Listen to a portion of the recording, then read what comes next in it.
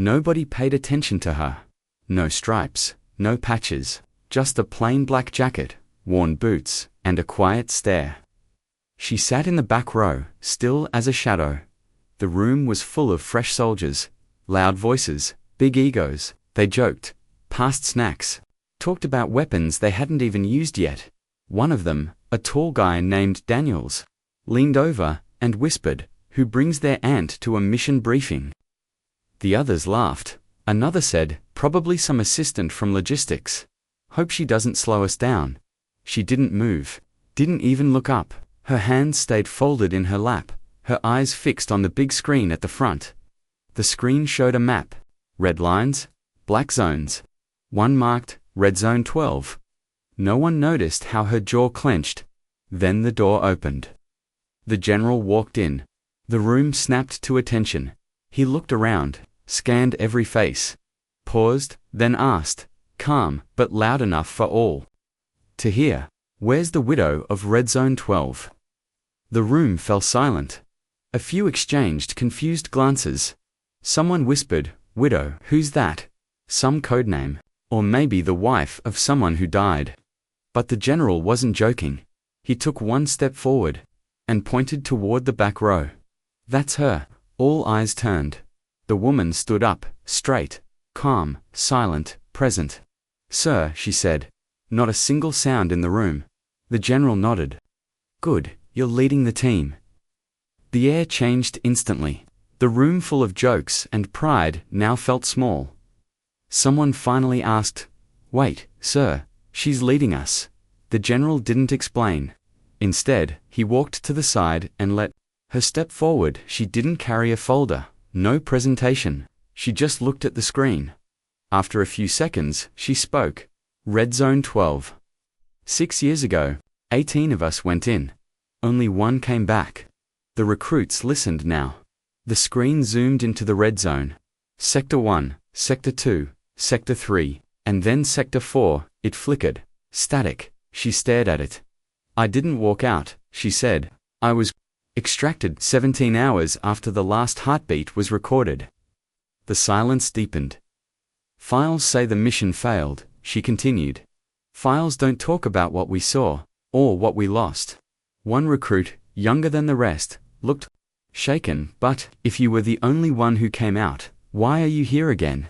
She turned slowly, met every eye in the room.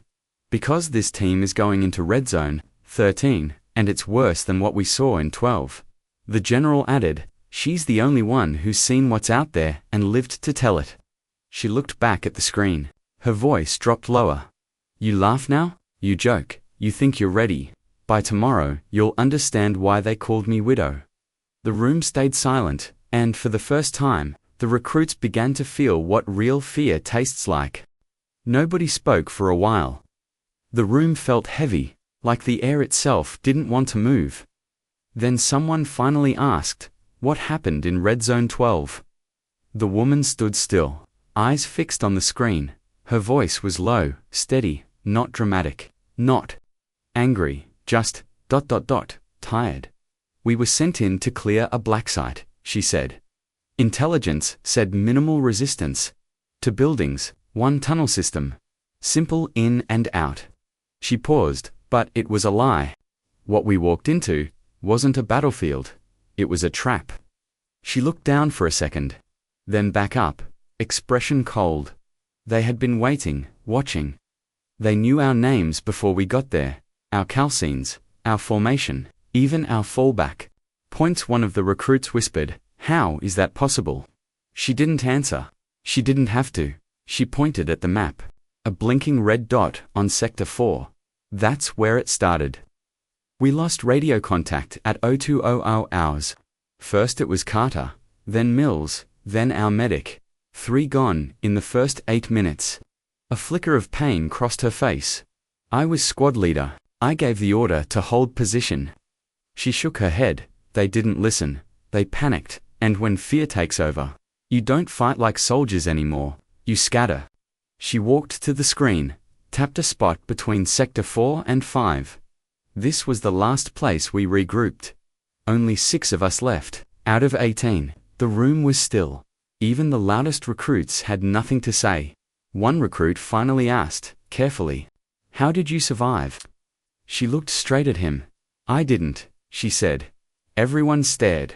"I broke protocol, left my gear, dragged 2 bodies out with me, and collapsed at the evac point. They found me barely breathing. I spent 11 weeks in recovery." The general added quietly, "We didn't see her again for years. No contact, no update, until she showed up 2 days ago. No orders, just walked into my office and said, 'You're sending them into Red Zone 13. Let me lead.'" Another recruit asked, "Why come back?" She answered without hesitation, "Because Red Zone 13 isn't random, it's connected. Same setup, same satellite interference, same bait." She looked around the room, "And I won't let another team walk into that hell without knowing what's waiting." The general nodded. "You don't have to like her, but you will follow her. Because she's the only reason anyone might come back alive." The woman stepped forward again. "One more thing," she said. "Don't call me ma'am. Don't call me the widow. Out there, you call me by what matters." Someone asked, "What's that?" She stared at the blinking red zone. "Survivor." The next morning came too fast. The team stood on the tarmac, suited up. No more laughter, no more jokes. Only tension in the air. She walked in last, wearing black gear. No insignia, no rank, just a small patch stitched over her heart zone. 12 survivor. The recruits looked at her differently now. Not with doubt, but with something closer to fear. And respect. The general gave one last order. "She's in charge once you cross the border. Her word is final." They all nodded. No one questioned it this time. Inside the transport, the air was heavy. No music, no chatter. She checked every soldier's gear, tightened a strap here, replaced a clip there. When she reached Torres, his hands were shaking. She didn't speak, just took his helmet, adjusted the straps, and placed it back gently. "Don't think," she said. "Breathe. React. Watch my hands." He nodded. As they dropped into Red Zone 13, everything felt wrong. The silence was to complete. No birds, no wind, just broken buildings and old smoke in the air. She held up a fist. They stopped. Then she spoke quietly into the comms. "Infrared is dead. Just like 12, we switched to signal flares and hand codes." The lead scout frowned, "But that's ancient." She looked at him coldly. "Modern tech failed last time. Old school got me out." He didn't argue again. They moved slowly through the rubble. Her eyes scanned everything: walls, rooftops, shadows, even the smell of the dust. She wasn't walking like a soldier, she was moving like a ghost. At one point, she raised her hand. Fast and pointed, everyone dropped. Instinct. Seconds later, click, boom, a mine exploded 10 feet ahead. If she hadn't seen the wire, the team lay frozen, hearts pounding. She spoke into the mic, calm. "That's one, there'll be more." They followed her in silence now, not because they were scared, because she saw things none of them could. Hours passed. They reached an abandoned outpost. Walls still standing, but half burned, and on the wall, a marking red paint. Same symbol she'd seen in Zone 12. She walked up to it, touched the wall. Her voice was flat, quiet. "They were here too." One soldier asked, "Who?" She looked at him. "Not enemies, not soldiers, something else." Back in Zone 12, no bodies were ever recovered. Only gear, sliced open. Empty now here, in Zone 13. It was happening again. Same silence, same traps, same symbols. She turned to the team. "They know we're here." And then, from somewhere deep in the zone, a sound low, inhuman, getting closer. She raised her weapon. Positions. The sound grew louder. It wasn't footsteps. It wasn't vehicles. It was ... something else. Metal dragging. A deep, unnatural hum, and whispers like voices on radio static. The team formed a tight circle, weapons up, breathing heavy. But she stood still, eyes forward, no fear, just focus. One of the younger soldiers asked, "What is that?" She whispered, "The same thing that killed my team."